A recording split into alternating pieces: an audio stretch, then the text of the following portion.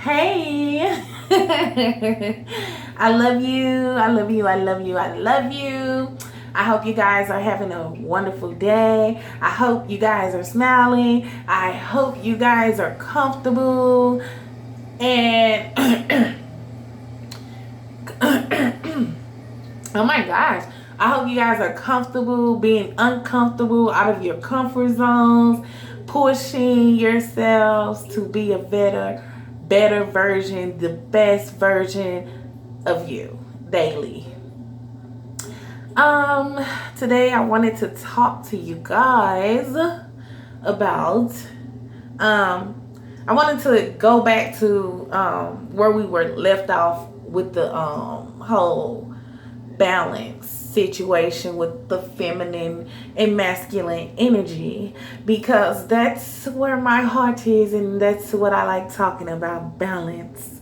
I believe we left off and we were talking about how the man's sperm is not a seed but it's fertilizer, and then later on it then grows into the spinal cord. And I was talking about my concept of coming up with how I felt men were helpmeets and how I got it from our own biological makeup. So I was saying the sperm then later becomes the spinal cord, and what does the spinal cord do? The spinal cord helps the stability of your body. Nothing can move correctly or properly without correct alignment of the spinal cord. The spinal cord puts and keeps everything in place and holds everything together. The spinal cord provides mobility for the body. It takes care of the body's mobility. It provides for the body movement. Let's see, where else can we go with that? So there you will see hidden within the human anatomy how the male divinity shines, right? It provides stability. Like, women long for love. It's an absolute, probably the number one turn on that they don't tell you to look for. Is stability. Women are absolutely turned on by stability. I don't think there's anything more sexy to a woman than a man who is stable and a man who provides stability for himself and those he loves. That I don't think that's one of the most beautiful attributes of a man. And like I said, that's where I come up with my concepts from, the human anatomy, the human makeup. So we see the male who provides the sperm, who later fertilizes the egg, who later turns into the spinal cord, who provides stability for the body and mobility and movement. You know, you are just the provider like that. And that's beautiful. I don't see that as being anything to look down upon. It's actually like delicious, right? So anyways, the man is to help me because he helps the body meet every need, move. Like, the woman is the law and the man is the enforcer of that law. So it creates this beautiful balance when the masculine and the feminine energy play their roles, because that's the way it's supposed to be. And a lot of times we find so much chaos in relationships when it comes to romantic relationships where you have a male and a female involved, because it is literally light and darkness, chaos coming together to create a whole new energy. It is chaos within itself when man and woman, yin and yang, come together. It creates friction, especially when we are being intimate in a sexual way. It creates friction, you know, but it feels good, right? Like all that friction, like the, you know, all that friction being created when you going in and out of her. It's so chaotic, but it's so fucking intoxicating and magical. You know, it's a mystical ride. And when a man and a woman comes together and play their role, like the feminine, she is the spirit. She is the spirit realm. She is the darkness, the yin.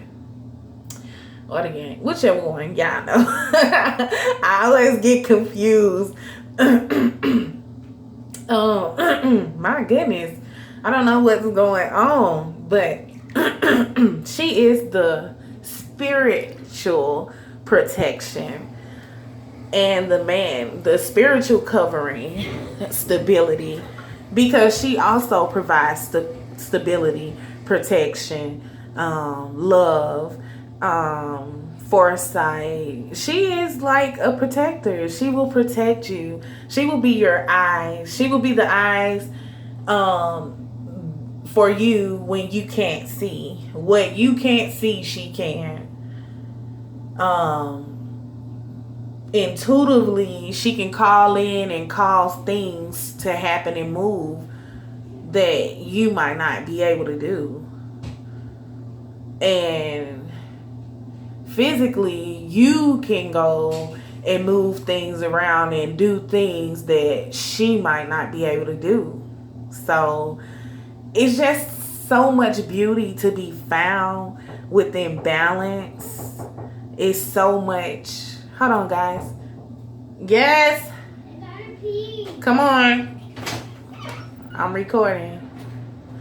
So it's a lot of beauty to be found within balance. And what is balance? Balance is light and darkness coming together to find a mutual meeting, agreement. Because when you meet people, you never know what they come with. You never know you guys' differences, what makes them tick, what makes them snap. You don't know what it is about you or what it is within you that they need. What it is within you that you have that they need, and vice versa, right? So it's just magical when you meet somebody who actually balances you out. It's magical. And it's like I don't know. I don't know anything else sweeter than divine masculine and feminine energy coming together to create balance. Oh my gosh, it's like a third energy, and it's so fucking beautiful. And it's important that both people are in their place so that we can create balance, because the more people that you get, the more divine masculines and the more divine feminines that come together. And I'm not saying divine masculine and divine feminine on that twin flame shit. I'm not talking about that. I'm saying like you as a divine being living in a male's body, or you as a divine being living in a female's body.